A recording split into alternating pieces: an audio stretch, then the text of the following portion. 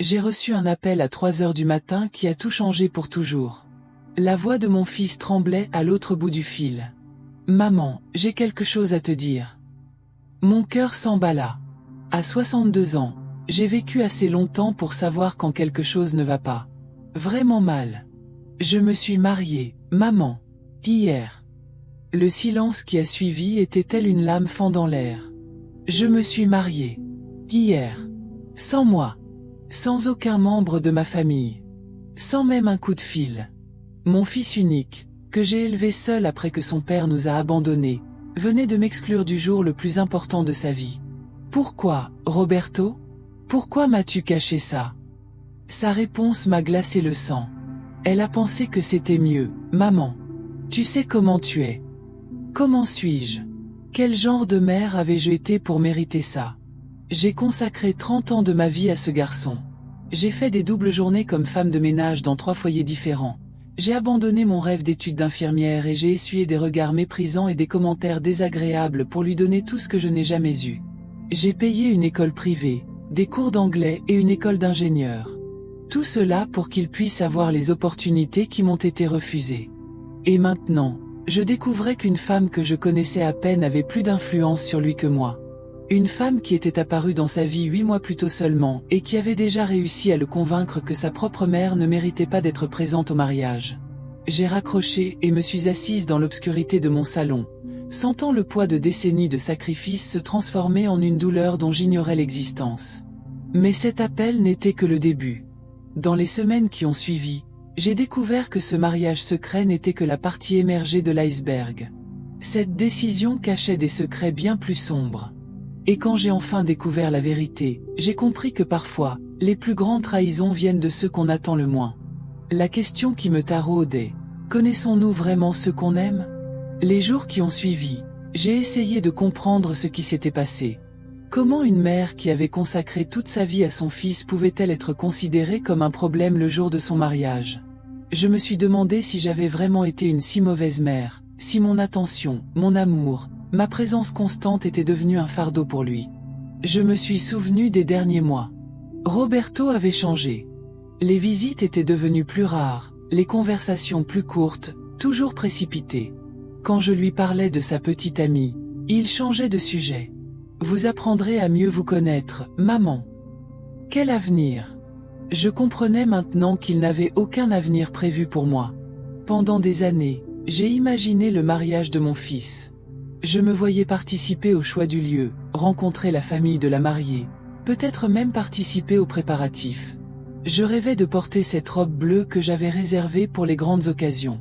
J'imaginais les photos, les câlins, l'émotion de voir mon fils heureux à mes côtés. Au lieu de cela, j'ai tout appris grâce à une connexion tardive, comme s'il s'agissait d'une mauvaise nouvelle annoncée au pire moment possible pour avoir moins d'impact. J'ai commencé à comprendre pourquoi tant de personnes choisissent de rester ici, en suivant chaque récit. Parce que la douleur de l'exclusion familiale est bien plus profonde que les mots.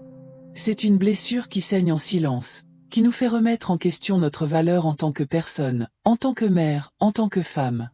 Mais au fil des jours, j'ai commencé à remarquer des détails étranges dans les rares conversations que nous avions eues après le mariage. Des commentaires errants, des demi-mots, une nervosité qui ne correspondait pas au bonheur de jeunes mariés.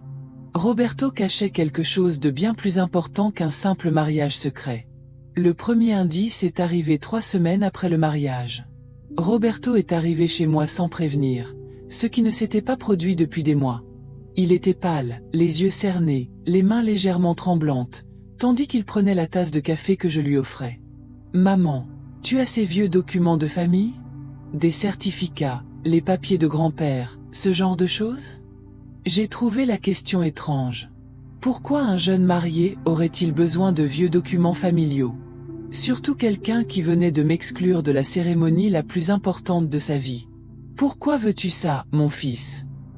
Il détourna le regard, fixant la fenêtre comme s'il cherchait une réponse dans le jardin. « Ouais, c'est pour quelques formalités de mariage.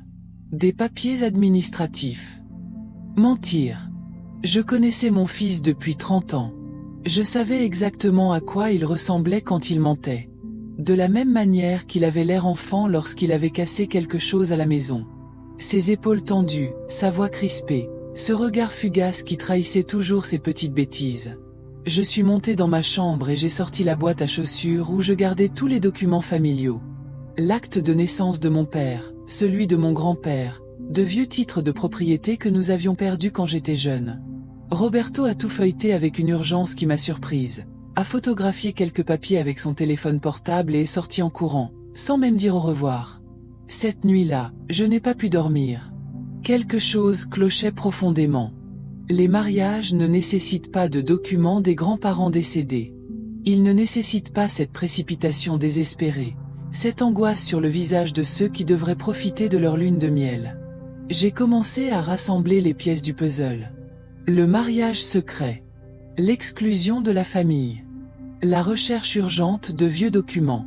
Cette femme que je connaissais à peine, apparue de nulle part et qui, en quelques mois seulement, a réussi à isoler mon fils de nous tous. Une femme blonde aux yeux clairs qui parlait de notre famille comme si nous étions un inconvénient dont il fallait s'occuper. Je me suis souvenu d'un commentaire qu'elle avait fait la seule fois où elle était venue chez moi. Waouh, quelle histoire passionnante sur la ferme de ton grand-père. Ça devait être un atout considérable, non? Sur le moment, j'ai cru que c'était juste de la curiosité. Maintenant, je commençais à comprendre que c'était peut-être quelque chose de très différent. Ce qui se passait n'avait rien à voir avec l'amour ou la vie privée. Il s'agissait de quelque chose de bien plus calculé, de bien plus sombre. Et pour la première fois depuis ce coup de fil tardif, j'avais l'impression de ne pas être la seule victime de cette histoire. J'ai décidé d'enquêter par moi-même. Je ne pouvais pas accepter que mon fils soit devenu un étranger du jour au lendemain. Quelque chose ou quelqu'un était derrière ce changement radical. J'ai commencé discrètement. J'ai appelé sa cousine, Carla, qui avait toujours été proche de Roberto. Elle aussi était intriguée par son mariage soudain. Ma tante, il ne m'a même pas dit qu'il était dans une relation sérieuse. La dernière fois qu'on s'est parlé, il m'a dit qu'il était célibataire et concentré sur son travail. Cela a retenu mon attention. Roberto a toujours été du genre à partager ses réussites, surtout avec sa famille. Lorsqu'il a obtenu son poste dans le bureau d'études, il a appelé toute sa famille. Lorsqu'il a acheté l'appartement, il a tenu à me faire visiter chaque pièce. Pourquoi cacherait-il une relation sérieuse?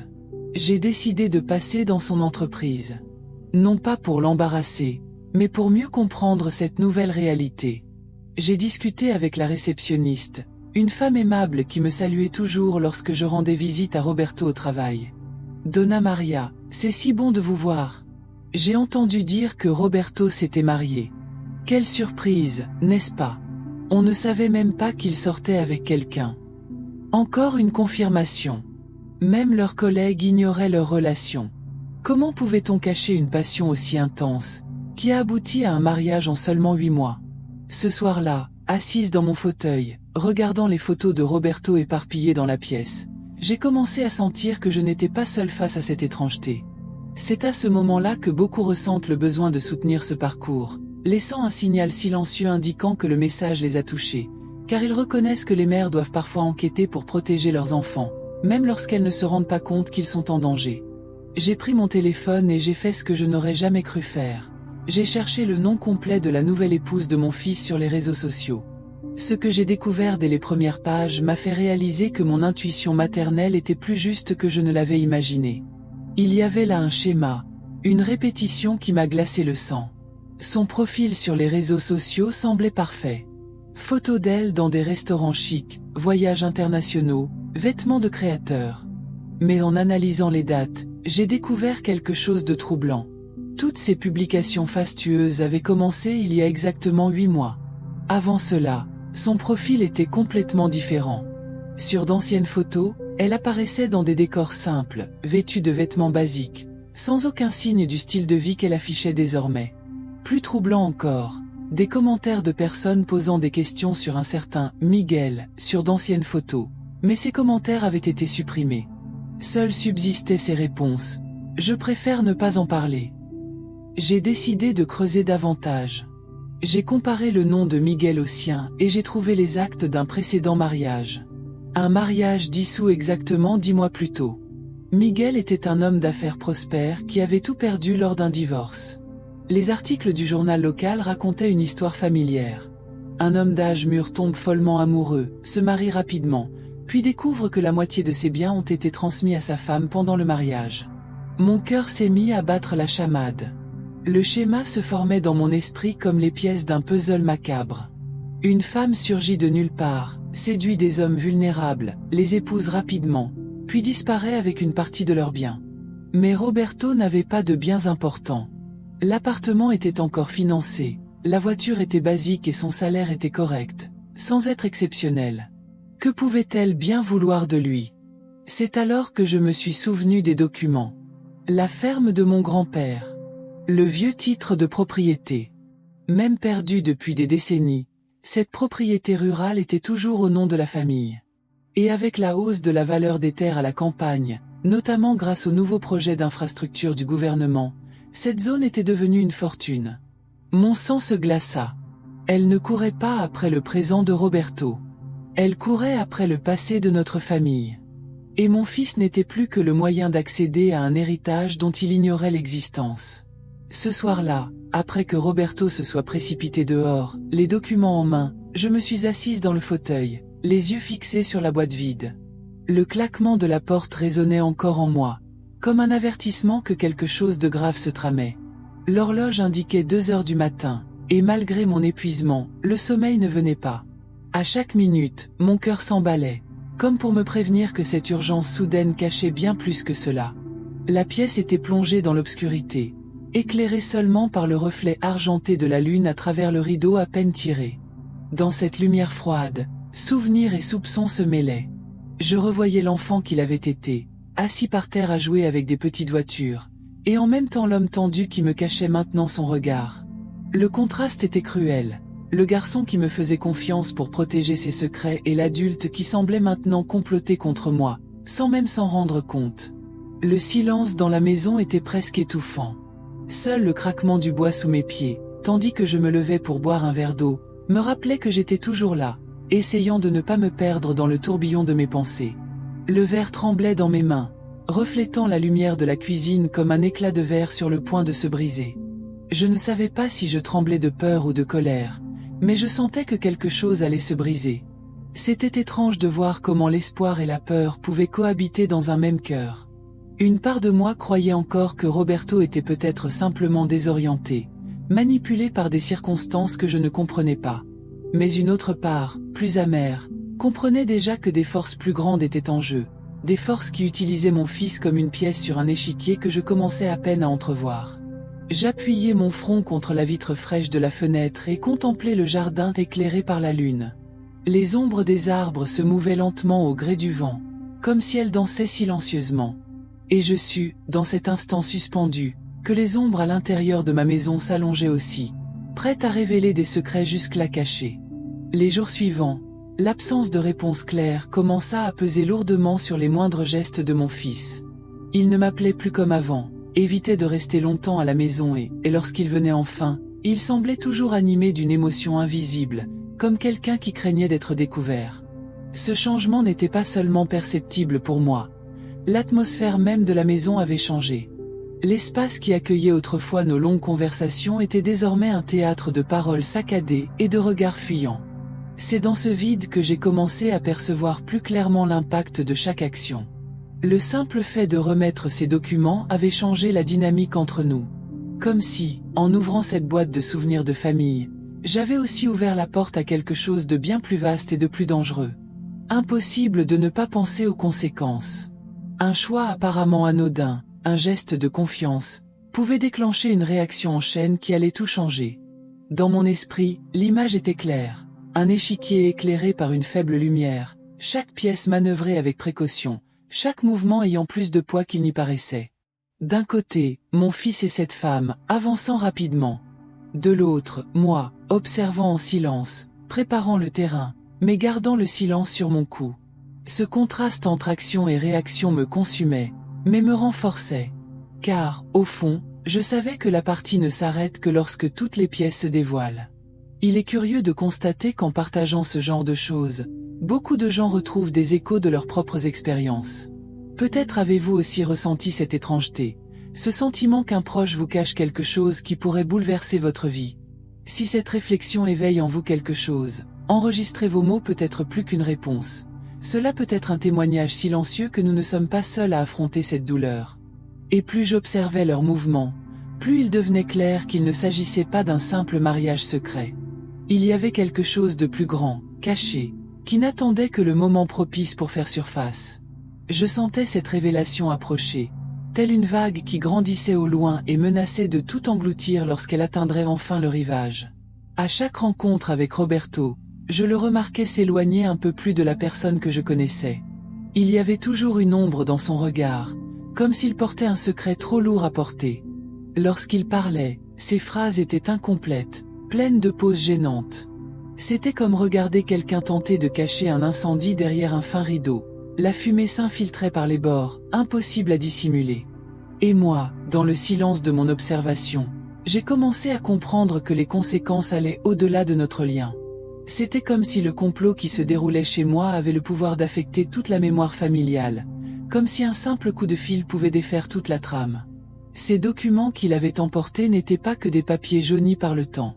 C'étaient des histoires, des racines, des cicatrices qui entretenaient le souvenir de qui nous étions. Désormais, chaque signature photographiée, chaque acte rédigé à la hâte devenait une pièce d'un puzzle plus vaste. Le contraste était inévitable. D'un côté, l'espoir de pouvoir enfin sortir de sa torpeur. De l'autre, le défi d'affronter la possibilité d'être de plus en plus empêtré dans quelque chose de trop dangereux pour être maîtrisé.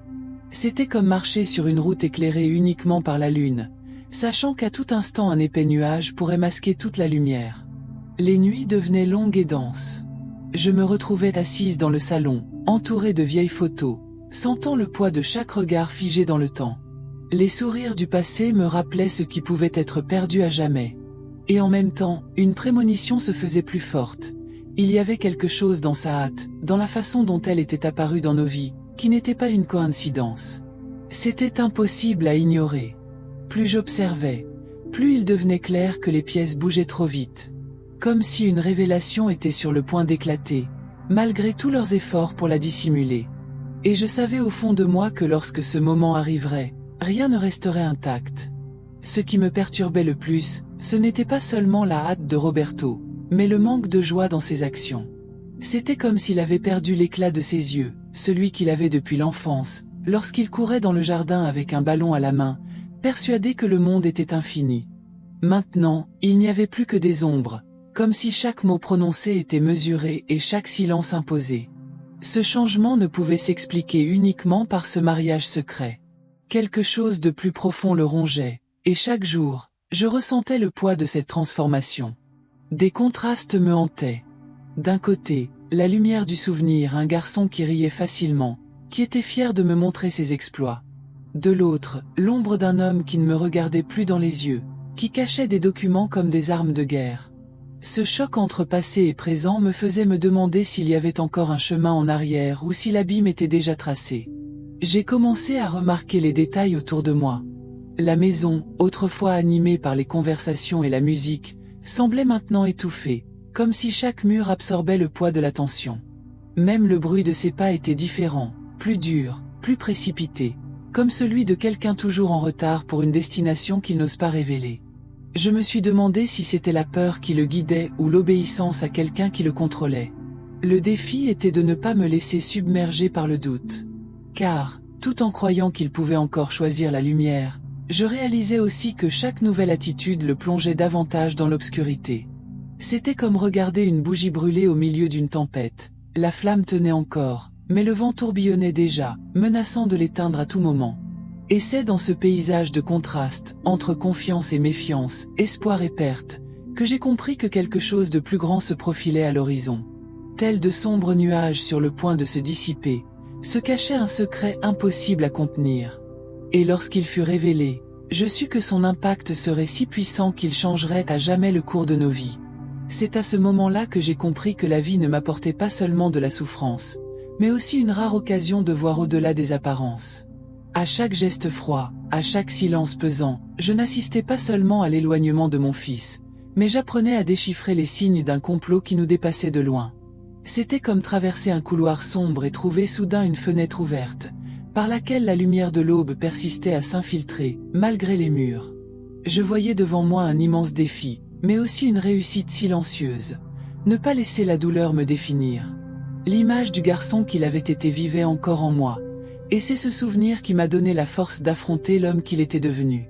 Car, au final, cette transformation n'était pas seulement la sienne. Elle était aussi la mienne. Chaque larme qui coulait sur l'oreiller, chaque nuit blanche, chaque soupçon qui grandissait en moi me façonnait de manière inattendue. J'ai senti que partager cette histoire était plus qu'un simple défoulement. C'était un geste de résistance. Car je sais que beaucoup de ceux qui me suivent ont eux aussi subi le poids de l'exclusion, de la trahison et du silence étouffant. C'est pourquoi, si ce récit vous a touché au plus profond de vous, laissez votre voix ici, que ce soit par un commentaire, un soutien silencieux, ou même le choix de rester, est un acte qui nous unit et nous renforce.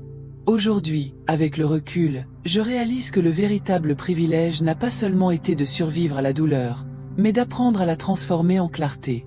De découvrir que l'ombre n'existe que parce que la lumière persiste à exister elle aussi. Et c'est avec cette certitude que je conclus ce passage. Non pas comme quelqu'un qui clôt une histoire, mais comme quelqu'un qui ouvre une porte pour que chacun de nous, à sa manière, puisse trouver la force de traverser les contradictions de la vie. Car, au fond, c'est sur ce chemin que nous découvrons qui nous sommes vraiment, et combien de lumière nous pouvons encore porter, même après les ténèbres.